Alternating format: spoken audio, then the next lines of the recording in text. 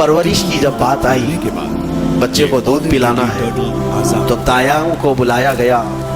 शाही खानदान में बच्चे की परवरिश हो रही है। बहुत सारी औरतें आई, दूध पिलाने की कोशिश करती रही। मूसा अलैहिस्सलाम किसी का दूध नहीं पकड़ते थे। उनकी बहन वहीं खड़ी थी, उसने कहा कि मैं एक दाया को जानती हूँ जिसका दूध हर बच्चा पी लेता है। उससे कहा गया कि बुला लाओ।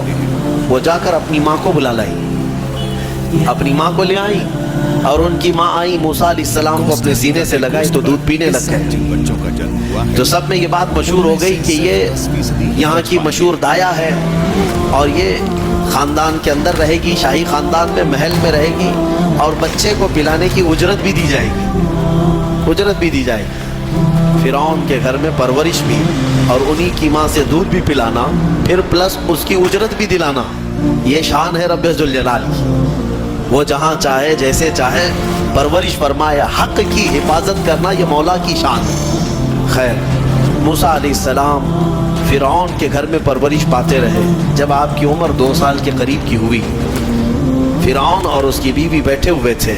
मूसा अलैहिस्सलाम खेलते खेलते गोद में आए और फिरौन की दाढ़ी पकड़कर उसके मुंह पे तमाचा लगा दिया। पहली मर्तबा किसी ने बादशाह के मुंह पर तमाचा जड़ा है तो बेटा घर का, लेकिन फिरौन को पहली मर्तबा वो जन्नाटेदार जो थप्पड़ लगा, हो सकता है तारे नजर आ गए।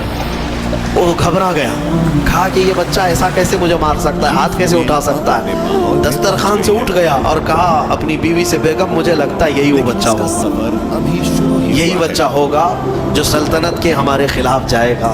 फिर बेगम ने कहा ऐसा कैसे हो सकता है, बच्चा है, छोटा है, और लाड़ प्यार में बच्चे माँ बाप के साथ इस तरह की हरकतें करते हैं। फिरौन ने कहा नहीं, मुझे चेक करना है, ये बच्चा जानदार है, जानकार है, ये जानता है।